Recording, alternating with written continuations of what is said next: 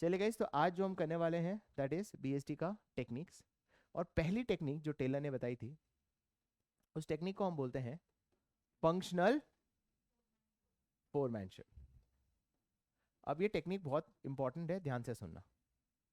याद है मैंने क्या कहा? टेलर पूरा किस पे फोकस था? प्रोडक्शन। उसका एक ही एम था, प्रोडक्शन कैसे बढ़ा है, आउटपुट कैसे बढ़ा है। और इसीलिए जब एक फैक्ट्री होती है, उसका फोकस यही था कि इस फैक्ट्री का जो हेड होता है, इसी हेड को हम क्या बोलते हैं इसका मॉन? Functional foreman. और इसने बोला ये सबसे इंपॉर्टेंट बंदा है, क्योंकि फैक्ट्री कितना बढ़िया चलेगी वो डिपेंड करता है कि ये बंदा कितना अच्छा है। तो पहली टेक्निक उसने बनाई कि जिस बंदे को आप रख रहे हो उसमें क्या क्वालिटीज होनी चाहिए और किस तरह से वो काम करना चाहिए, उसके बारे में बताया। That is the first technique he has taught about the functional foreman. उसने पहले ये बताया who is a functional foreman, कौन होता है ये फंक्शनल फोरमैन। तो उसने बोला he is a low level manager. Do you all agree? है ना, ऑर्गेनाइजेशन में 3 लेवल होते हैं, top level, middle level and low level. तो फैक्ट्री के हेड को हम क्या बोलते हैं? Low level manager. और इसको करेक्ट नाम दिया जाता है highest ranking worker. What do mean by highest ranking worker? Sir worker के सबसे ऊपर कौन आएगा भाई? ये, राइट। तो एक फंक्शनल फोरमैन कौन है बताइए? Low level management. और दूसरा उसको करेक्ट नाम क्या दिया है? Highest ranking worker. यही एग्जीक्यूशन करवाएगा। और इसके 3 काम है। ये प्लान करेगा कितना प्रोडक्शन करना है, उसको वापस क्या करेगा? जो प्लान करा है उसको इंप्लीमेंट करेगा। और अगर ढंग से काम नहीं चल रहा है तो प्रॉपर कंट्रोल एक्शंस लेगा। तो उसकी जीवन ही 3 दुनिया में चलती है: प्लानिंग करना, इंप्लीमेंट करना, कंट्रोल करना। प्लानिंग किया 500 यूनिट बनाना है, इंप्लीमेंट करना बना सिर्फ 400, तो कितने का डेविएशन है? 100। तो क्या एक्शन ले जिससे 100 ठीक हो जाए? इसे कहते हैं कंट्रोल करना। राइट। प्लान करना, इंप्लीमेंट करना, कंट्रोल करना। तो यही काम होता है एक फंक्शनल फोरमैन की। और कौन होता है फंक्शनल फोरमैन ये बताया किसने? बताया बताइए? टेलर ने। यस। नहीं मैम, फैक्ट्री हेड को लो लेवल मैनेजर ही बोलते हैं। हम्म, नहीं, he is a low level. क्यों आपको लगा मिडिल लेवल होना चाहिए? कहाँ है? एक ही तो डिपार्टमेंट है, प्रोडक्शन। फैक्ट्री का हेड बोला मैंने। ये फैक्ट्री है, ये फैक्ट्री का हेड है। क्लियर? राइट। अब उसने बोला कि एक अच्छा फंक्शनल फोरमैन कौन होता है। उसे 6 क्वालिटीज बताए। आपको ये 6 क्वालिटीज होनी चाहिए। पहली बात, सर पढ़ा लिखा होना चाहिए, एजुकेटेड।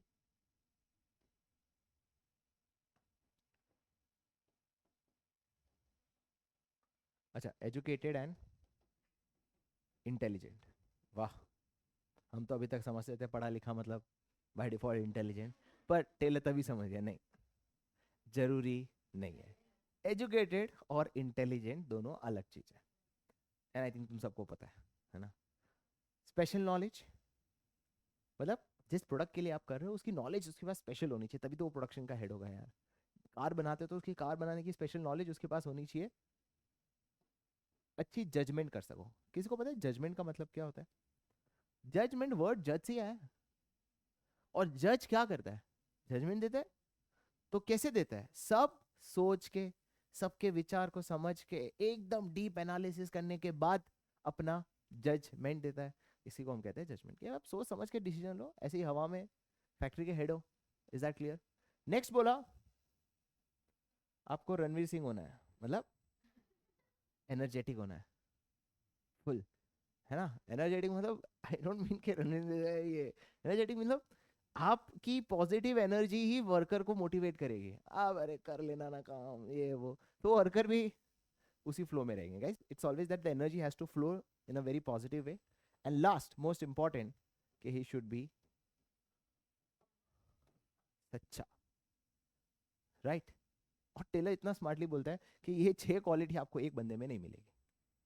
तो ये 6 क्वालिटी तो होनी चाहिए, बट ये 6 क्वालिटी किसी एक बंदे में। तो उसने एक फैक्ट्री में बोले कि एक नहीं होना चाहिए, 2 नहीं होने चाहिए, उसने बोला 8 लोग होने चाहिए। क्योंकि अगर आपको ये 6 क्वालिटीज होनी है तो आपको 8 लोग चाहिए। उसने बोला क्या बात है? 8 में से 4 किधर होंगे? प्लानिंग का काम करेंगे, प्लानिंग हेड होंगे। और 4 जो है ना, वो क्या होंगे बताइए? Production head. अब है ना, यहाँ पे कोई ना कोई बुद्धिजीवी होगा, स्मार्ट होगा, बोला होगा क्वालिटी तो 6, लोग 8, तो 2 क्वालिटी और कौन सी रह गई? मैं कहा गधो, ऑनेस्ट एक थोड़ी होगा, सब होनी चाहिए, एनर्जेटिक भी, राइट? मतलब ये सब मिलके ये 6 क्वालिटीज को पूरा कर सकते हैं। अगर एक बंदा होगा, वो सब कुछ नहीं कर पाएगा, कहने का मतलब उसके पास स्पेशल नॉलेज हो, अच्छे से जजमेंट कर पाए, सब चीजें नहीं हो सकती। इसलिए 8 लोग मिलके ये 6 क्वालिटीज को पूरी करनी चाहिए। समझ आए? अब इसको ना, मैं इसको अलग तरीके से समझता हूँ। टेलर कहना ये चाहता था कि 8 लोग ना हो, 8 काम है। और अगर आपको लगता है आप फैक्ट्री में 4 लोग मिलके 8 काम कर ले, तो 4 लोग रख लो। अगर आपकी फैक्ट्री और छोटी है तो 2 लोग मिलके ये 8 काम कर ले, तो 2 लोग चाहिए। तो 8 पर्सन सजेस्ट नहीं किए थे, 8 काम सजेस्ट किए थे उसने। क्लियर? पर तुम्हें 8 पर्सन नहीं लिखना है, ये मेरा इंटरप्रिटेशन है। क्लियर? प्लानिंग इंचार्ज, जिसके अंदर मेमोरी टेक्निक है डर्ट। एक बंदा होना चाहिए जो ऑर्गेनाइजेशन में क्या इंश्योर करेगा कि सब डिसिप्लिन में है या नहीं। मतलब वर्कर टाइम पे आ रहे हैं कि नहीं, वर्कर टाइम पे जा रहे हैं कि नहीं, ब्रेक उतना ही लेवल का हो रहा है जितना जरूरत है ना? इसका मतलब काम टाइम पे हो रहा है कि नहीं, उसे हम कहते हैं डिसिप्लिन। और एक का काम है डिसिप्लिन इंश्योर करना। दूसरा आई, मतलब एक का काम है इंस्ट्रक्शन देना। सर क्या इंस्ट्रक्शन देना? सर अब तुम फैक्ट्री खोलोगे तो एक जैसा तो प्रोडक्ट बनाओगे नहीं।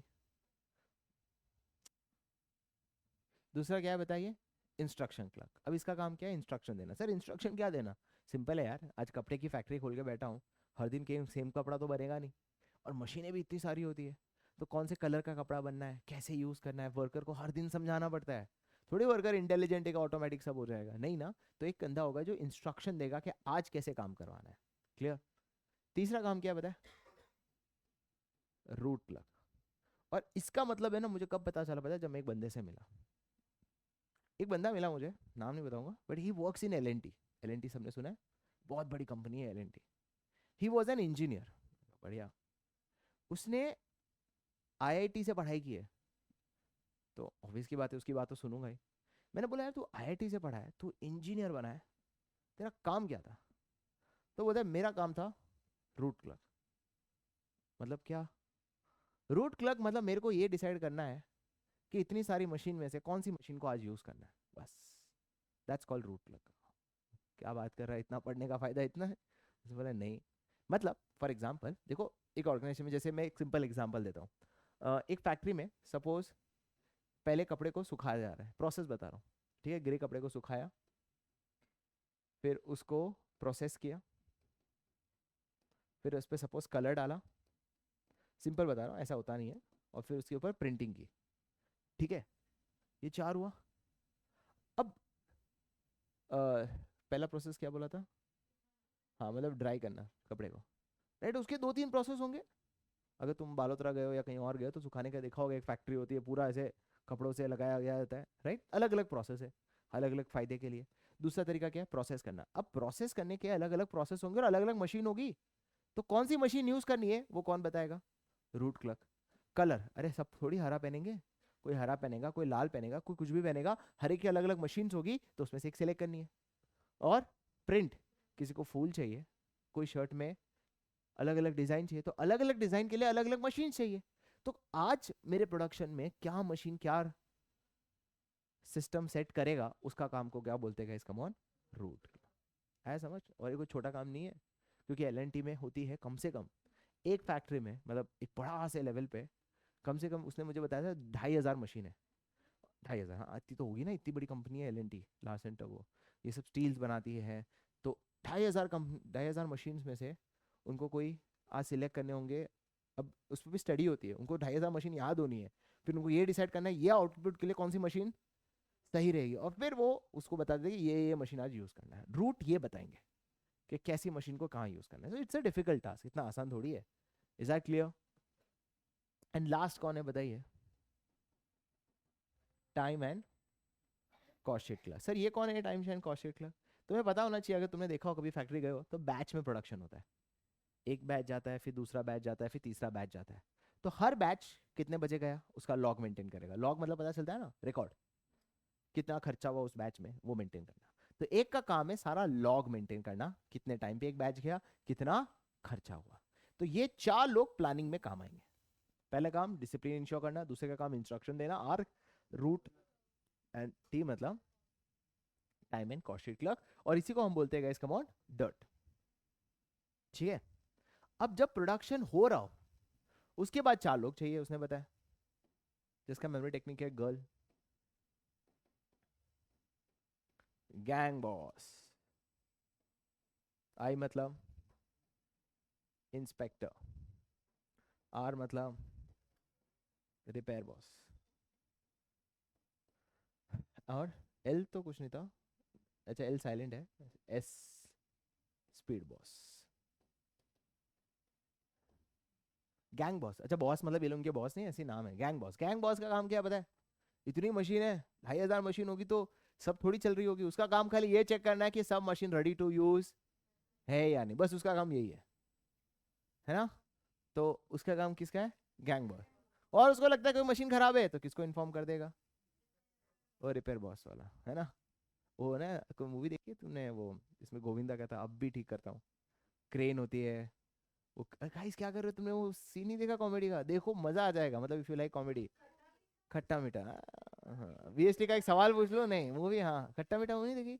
वो सीन देख लेना। बेचारे को एक क्रेन मिली थी और कैसे उसकी बैंड बजाते हैं उसने उसमें बताया, बहुत अच्छी है, यू खुश। चलो चलो चलो चलो चलो, बस बस, उसका काम क्या बताए? Repair boss.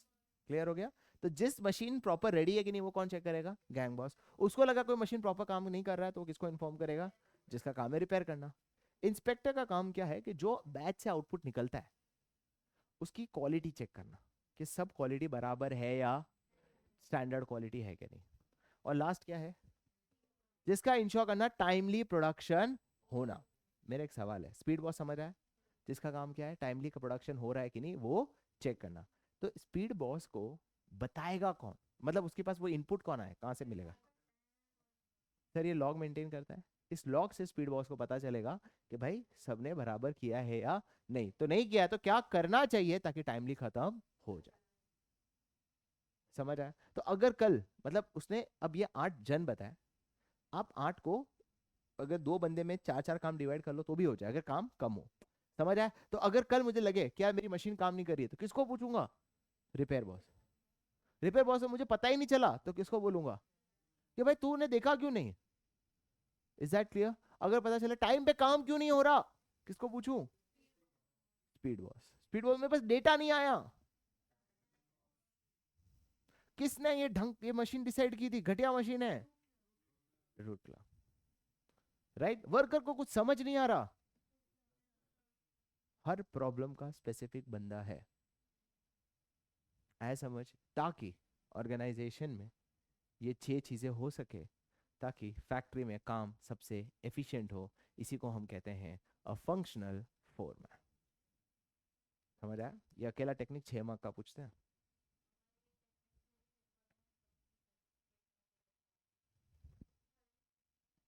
समझ आया? कितने लोगों को समझ आया? चलिए, मैं ना कहानी, मैंने जो पूछता उसका जवाब दिया करो, टाइम पास करो मत, 1000 बार बोल चुका हूँ।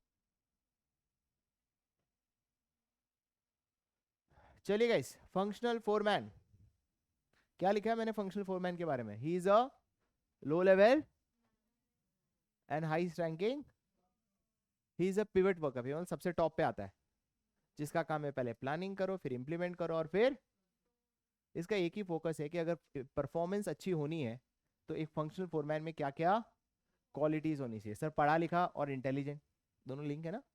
पढ़ा लिखा होगा तो इंटेलिजेंट, जिसके पास स्पेशल नॉलेज है वही चीज़ों को अच्छे से क्या कर पाएगा। और पता है जो सच्चा होता है ना वही एनर्जेटिक होता है, मतलब जो एनर्जेटिक और सच्चा है उसकी हेल्थ हमेशा क्या रहेगी बताइए? अच्छी। 6 क्वालिटीज याद हो गई?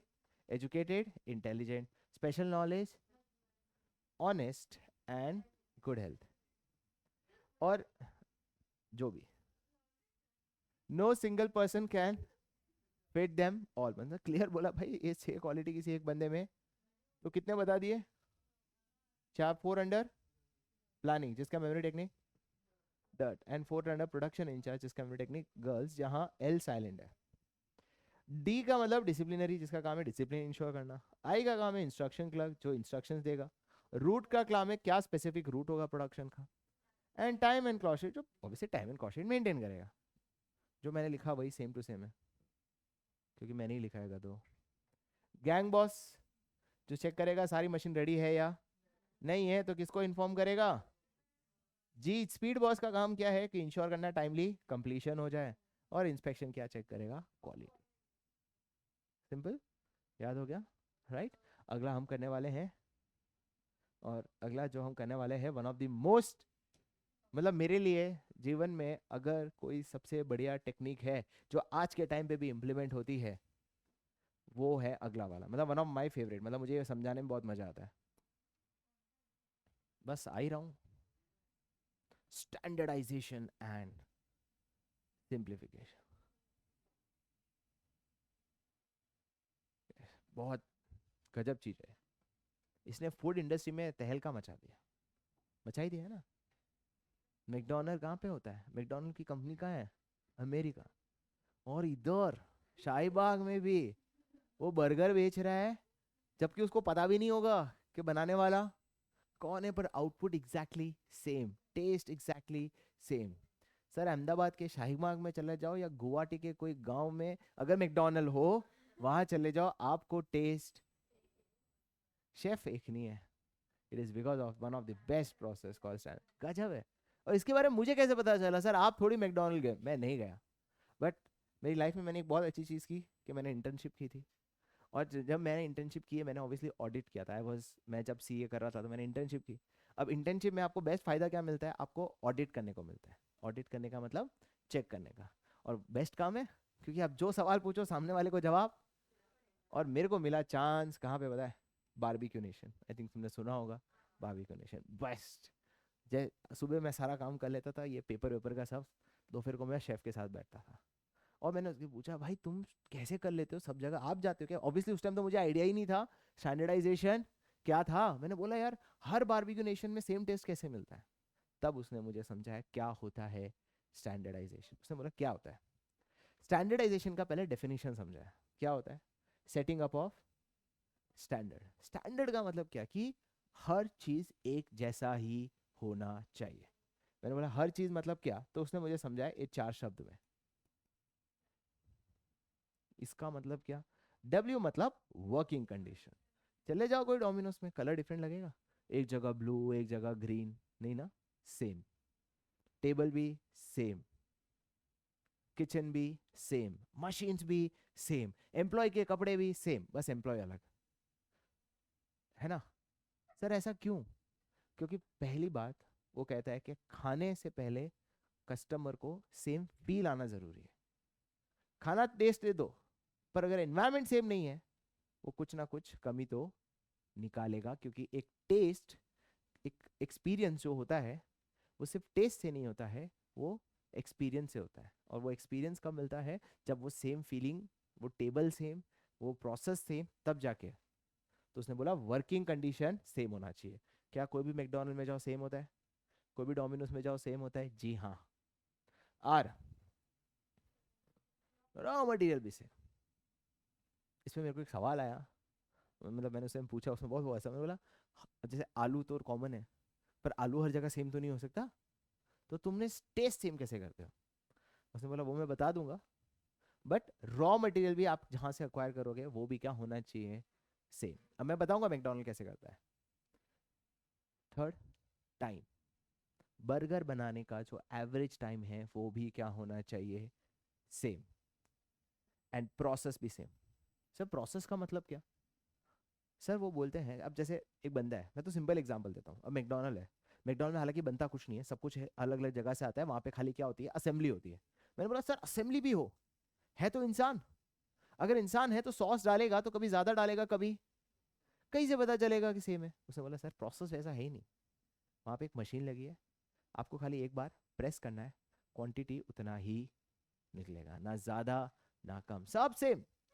सर हम सॉस डालते हैं तो उसकी स्पून अलग, मसाला डालते हैं उसका स्पून अलग, लाल मिर्ची डालते हैं उसका भी स्पून अलग, ताकि आउटपुट सेम निकले।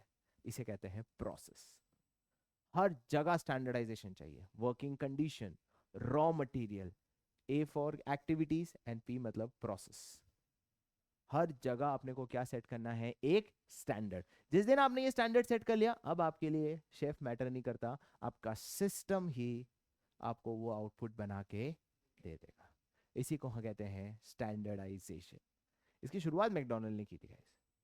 क्यों? आई थिंक सबने वो मूवी देखी होगी, मैकडोनल्ड पे एक बहुत अच्छी मूवी बनी है, किसी ने नहीं देखी? यू शुड वॉच इट, कुछ अच्छी मूवी भी देख लो, है वो मूवी में। अच्छा, मैकडोनल्ड का जो ओनर है, उसने मैकडोनल्ड लॉन्च नहीं किया था, उसने एक जगह देखा था कि ये हो रहा था। उस वक्त क्या होता था, आज के टाइम में ना फास्ट फूड जो होता है ना, ये कॉन्सेप्ट वहीं से आया। अब लोगों ने फास्ट फूड का मतलब समझ लिया जंक फूड, नहीं। फास्ट फूड का कॉन्सेप्ट क्या था कि उस वक्त है ना, रेस्टोरेंट में वेटिंग टाइम बहुत होता था, क्योंकि कुछ स्टैंडर्डाइजेशन प्रोसेस तो था नहीं। तो अपने घर जैसा ही सब स्टार्टिंग से फ्रेश बनाते थे, ये बनाते थे, तो एवरेज वेटिंग 1 या 1.5 घंटे होती थी। उस टाइम ऐसा था। और मैकडोनल्ड का जो ओनर था, मतलब उस टाइम वो ओनर नहीं था, उसने एक आउटलेट देखा जो दो भाइयों ने लाया था, और वो जब वो गया, उसको 3 मिनट में बर्गर मिल गया। तो 6 मिनट ये लगे कि 3 मिनट में बर्गर कैसे बना है। मतलब ही वॉज थिंकिंग कि इतना जल्दी वो आउटपुट कैसे दे रहा है। And that's where he explained the process which is also known as method. एक सेकेंड, तो चलिए समझते हैं सर मेथड क्या था। सबसे पहले तो क्या बोला, साइंटिफिक मेथड। टेलर ने पहले बताया था साइंस नॉट अ, बहुत सारे तरीके बनाने के, अपने को बेस्ट तरीका ढूंढना है। और वो बेस्ट तरीका उसने बताया कि एक बर्गर बनाने का बेस्ट तरीका क्या है, मैं समझा देता हूँ। तो मैकडोनल्ड क्या करता है, मैकडोनल्ड ने एक फैक्ट्री बनाई है जहाँ पे क्या बनते हैं उसके, टिक्की, जिसको हम कटलेट बोलते हैं। दूसरी जगह उसके क्या बनते हैं, ब्रेड। और एक जगह बनते हैं उनके सॉसेस। मैं बहुत ज़्यादा डीपली नहीं जाऊँगा, मैं बता रहा हूँ, एक बर्गर में ये 3 चीज़ चाहिए, और क्या आती है? हाँ भाई, वेजिटेबल्स जो भी, लिव इट, ये 3 चीज़ें। उसने मैकडोनल्ड ने क्या किया है, उसने सबसे पहले बेस्ट मेथड क्या है टिक्की बनाने का, वो ढूंढ लिया। और एक फैक्ट्री का काम है खाली टिक्की बनाने का, जो पूरे गुजरात, महाराष्ट्र और ये लेवल तक टिक्की बना के सप्लाई करेगा। इसका काम ही टिक्की बनाना है।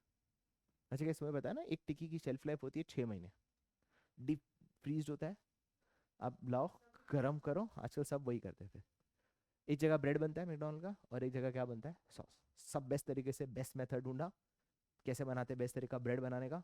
और जिसका सोचो, इमेजिन करो, जिस फैक्ट्री में फॉर एग्जाम्पल एक आउटलेट में अंदर ही ब्रेड बनाओ, और एक फैक्ट्री 1000 आउटलेट का ब्रेड बनाए, कौन ज्यादा स्पेशलाइज होगा? 1000 बना रहा है, क्योंकि वो इसका काम ही ब्रेड बनाना है, तो वो उसमें बेस्ट तरीका ही ढूंढेगा ना। और सोचो, हर आउटलेट ब्रेड बनाए, तो कहाँ कहाँ फोकस करेगा, बर्गर बनाने में, कस्टमर सर्विस में, या ब्रेड बनाने में? वो कभी स्पेशलाइज्ड। यहीं पे आता है फेल का प्रिंसिपल, डिवीजन ऑफ वर्क। समझ आया? तो एक खाली ब्रेड बना रहा है, तो उसमें कितना स्पेशलाइज्ड होगा। इसलिए मैकडोनल्ड का सबसे कारण सेल होने का था उसके ब्रेड्स उस जमाने में। अब तो सब सेम आ चुका है। क्लियर हुआ?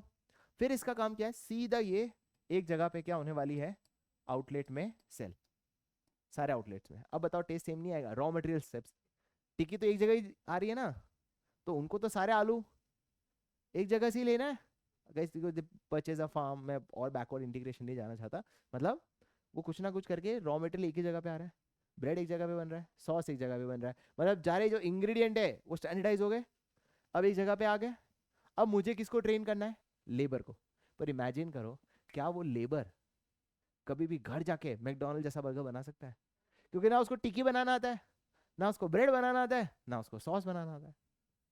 क्या क्रेजी है। तभी तो वो यूएसए में बैठ के यहाँ जाके मैकडोनल्ड का बर्गर बना पाया, बहुत सालों बाद किसी ने रेप्लिकेट बना दिया। और आज we can say that McDonald से भी बेटर बर्गर्स मिलते हैं। But trust me guys, 10 years 15 years पहले बर्गर मतलब मैकडोनल्ड ही था।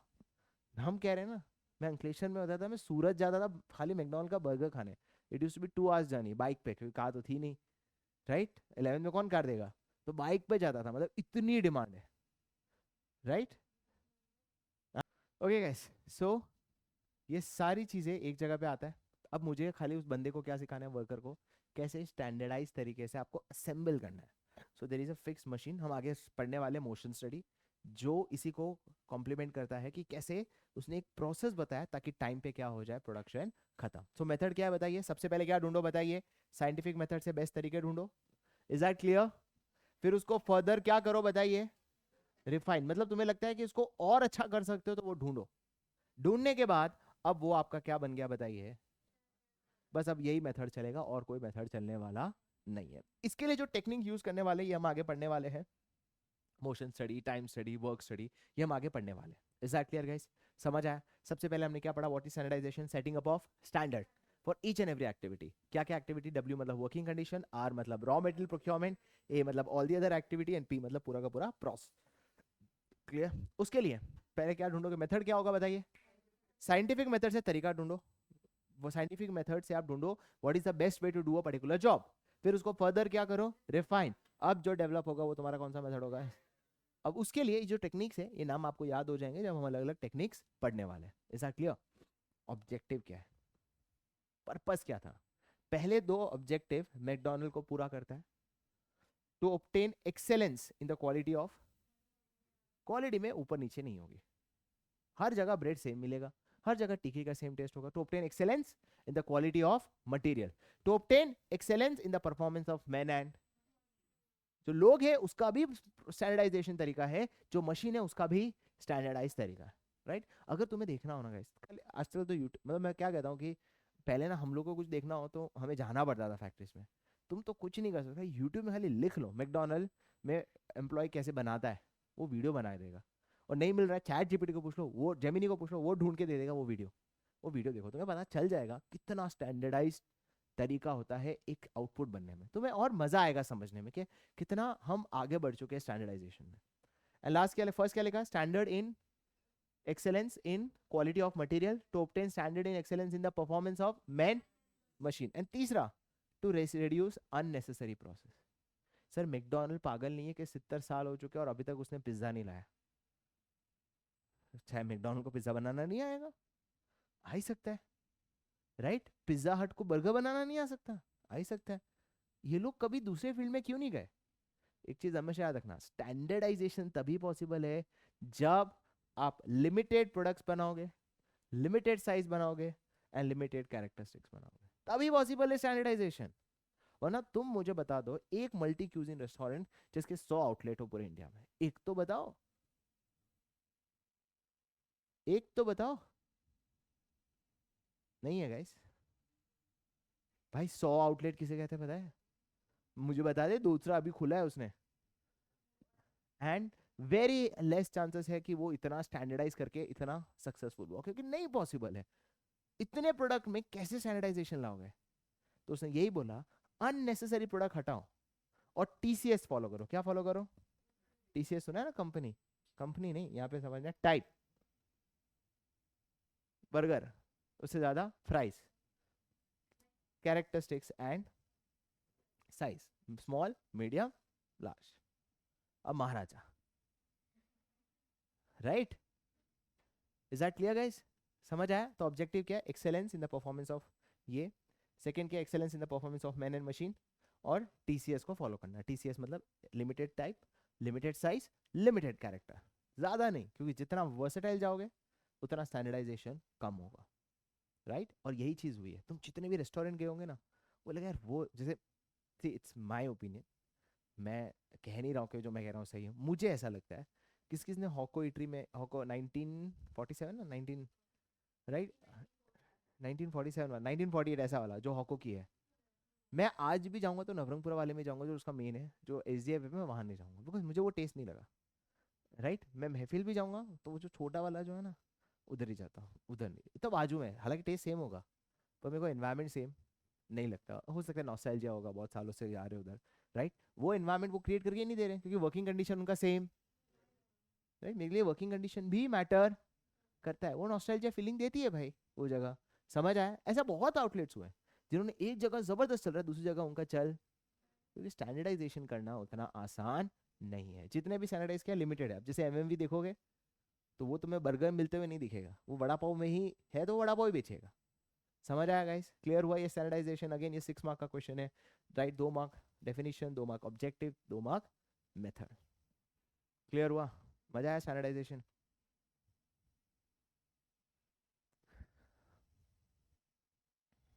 क्लियर हुआ यहाँ तक? ओके गाइस, अब हम करने वाले हैं हमारी तीसरी स्टडी, मोशन स्टडी, बस मुझे यही स्टडी करानी थी। क्या सर मोशन की बात चल रही है। चलो अगर मैं तुम्हें पूछूं एक गाड़ी चलाने में क्या क्या मोशंस होते हैं बताओ, गाड़ी चलाने में क्या करोगे? हाँ सर गाड़ी चलाने में, नहीं सर ये तो मेथड हुआ। मोशन बताऊं, हाथ उठाना, चाबी लगाना, टर्न करना। अरे नमूना लेम नहीं है, इस पे स्टडी हो रही है, जोक थोड़ी मार रहा हूँ। मोशन पे स्टडी कर रहे हैं, मतलब इमेजिन करो द लेवल ऑफ साइंस, कि किस लेवल, मतलब वो चाहते हैं कि एक काम करने में भी जो मोशंस होते हैं, चार ही मोशंस हो सकते हैं, lift, putting, sitting and changing. कोई काम करने में ये चार मोशंस होते हैं, lift, put, position change and then that's you go, that's called motion. मैं मानता तुम बोल रहे हो कितना ले में, ये कौन सोचता है, इस पे तो स्टडी कर रहे हैं ये तो, राइट इसी को हम क्या बोलते हैं इसका कौन, मोशन स्टडी। मतलब तुम समझो कि हमें अपने प्रोडक्ट का टाइम बचाने के लिए हमने इस लेवल की स्टडी की है कि हम मेथड पे नहीं, हम उनके मोशंस पे भी स्टडी कर रहे हैं, कि कोई भी टिपिकल काम करने में ये चार मोशंस होते हैं। क्या क्या चार मोशंस है बताइए? Lifting, putting, sitting and changing positions. और इन मोशन के बिना कोई काम पॉसिबल, और आपका काम है कि इस मोशंस को आपको पहले तीन पार्ट में डिवाइड करना है। कौन से तीन मोशंस में? कोई मोशंस प्रोडक्टिव है, कोई मोशन और कोई प्रोडक्शन। अब प्रोडक्टिव और अनप्रोडक्टिव तो तुम बता ही पाओगे सर, ये काम के होंगे मोशंस, ये काम के मोशंस। सर कोई मोशन जो होता है ना वो इंसिडेंटल होता है। अब तुम्हें लगता है ये छोटी चीज़ है, मैं तुम्हें बताता हूँ। तुम अगर अपने स्टडी टेबल पे जाओ और खुद चीज़ आसपास नहीं हो, क्या तुम काम पढ़ाई अच्छे से कर पाओगे? नहीं सर। क्यों? अगर चीज़ें आसपास सब नहीं मिलती है ना, तो माइंड डिस्टर्ब हो जाता है, काम अच्छे से नहीं होता है, राइट? इन्होंने मोशन क्या है कि कैसे एक टिपिकल जॉब में मैं मोशंस को लिमिट कर दूं, राइट? कैसे लिमिट करना है? इस तरह से लिमिट करना है कि अननेसेसरी मोशंस नहीं होने चाहिए। फॉर एग्जाम्पल मैकडोनल्ड ने जब 3 मिनट में बनाया, उसने उसने क्या किया, उसने एक चेन बना दिया कि यहाँ पे टिक्की बनेंगे, यहाँ पे बन को असेंबल करेंगे, यहाँ पे सॉस होगा, यहाँ पे पैकेजिंग होगी, और यहाँ पे काउंटर होगा जहाँ पे वो सप्लाई करेगा। उसने एक पूरा, एक मूवी देखोगे ना तो उसने टेनिस कोर्ट में पूरा एक अपना किचन का चेन बनाया।